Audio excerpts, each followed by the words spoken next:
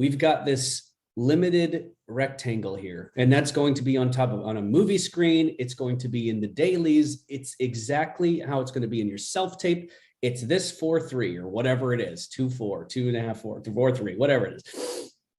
When you're auditioning and when you're on set, anytime, you're really thinking about, in the back of your head, this invisible limit of space here.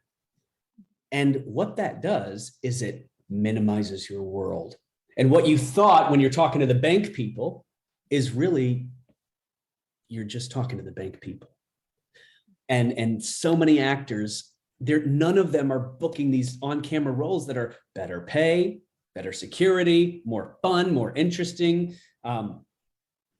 They're not booking because of this very, very small rule, but a rule that really does separate people and leave them for years just trying and never really getting there. So the main difference is the subtlety. And what I'll say is so counterintuitive, because we've been brainwashed to think like the more you do, the bigger you are and all that stuff.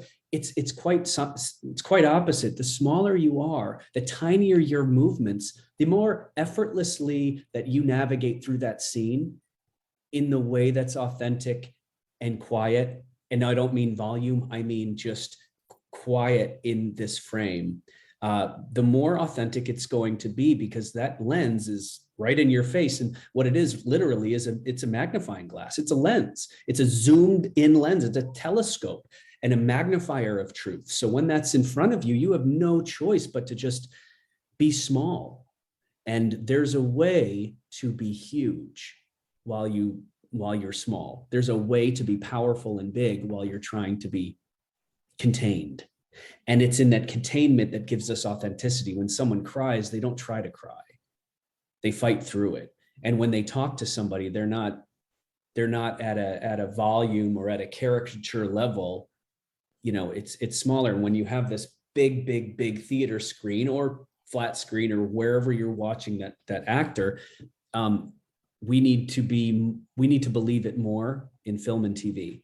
In theater, it's called the suspension of disbelief. When I sit in a theater, I know that those are actors. I know that somebody just like smoked a jewel before, or like someone's having a Doritos on the side of the stage or whatever before they go on. Like what but I'm so invested and I'm going to cry and I'm just so invested in whatever this is. It's our ability to suspend disbelief. And in film and TV, it's a little harder because it's more real. It's just a different world. So what I like to do is I like to watch people speak.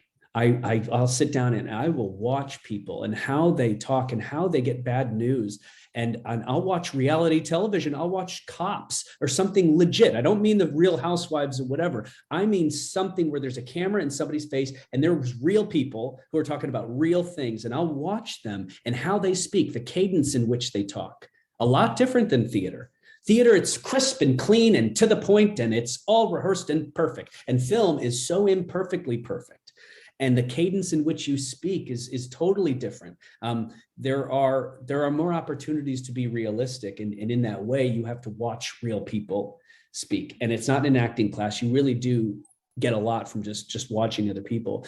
And while you're watching other people, watch actors on actors that really move you. Robert Duvall is an actor that nobody really watches or thinks about, I guess now, but when you watch him in any of those indies or any of those Netflix things, those little Western things or whatever, he's done so much.